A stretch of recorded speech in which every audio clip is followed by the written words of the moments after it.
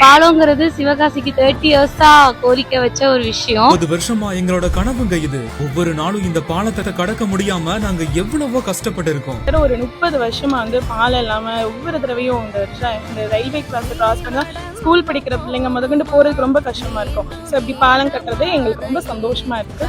இந்த பாலங்கிறது சிவகாசிக்கு 30 இயர்ஸா கோரிக்கை வச்ச ஒரு விஷயம்.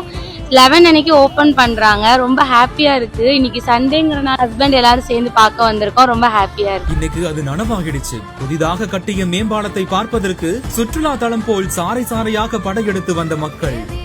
இப்போ பார்த்தீங்கன்னா இந்த பாலம் வந்து எல்லாருக்கும் ரொம்ப யூஸ். ஏன்னா இந்த பாலம் இல்லாதனால கிட்டத்தட்ட 1 hour டிராவலிங் டைம் எங்களுக்கு எக்ஸ்ட்ரா இருந்துச்சு. இந்த பாலம் ரொம்ப வியூ பாயிண்ட் நல்லா ஆயிட்டு. சிவகாசியில் எங்கேயாவது வெளியே போனால் இப்போ வரைக்கும் போனால் பாலத்தில் பாட்டு நின்றுட்டு இருந்தா அப்படி ஜாலியாக ஃப்ரீயாக காற்று வாங்கிட்டு அழகாக போகலாம். நடந்து போகிறதுக்கு வாக்கிங் நல்லா இருக்கு. கழுகு பார்வை காட்சியில் பிரம்மாண்டமாக காட்சிகளித்த மேம்பாலம். சிவகாசியில சாட்சியாபுரம் ரயில்வே கேட் பகுதியில 30 ஆண்டு காலமா கோரிக்கை வைத்து வந்த ரயில்வே மேம்பாலம் இப்போது முழுமையா கட்டப்பட்டு நிறைவு பெற்றிருக்குது.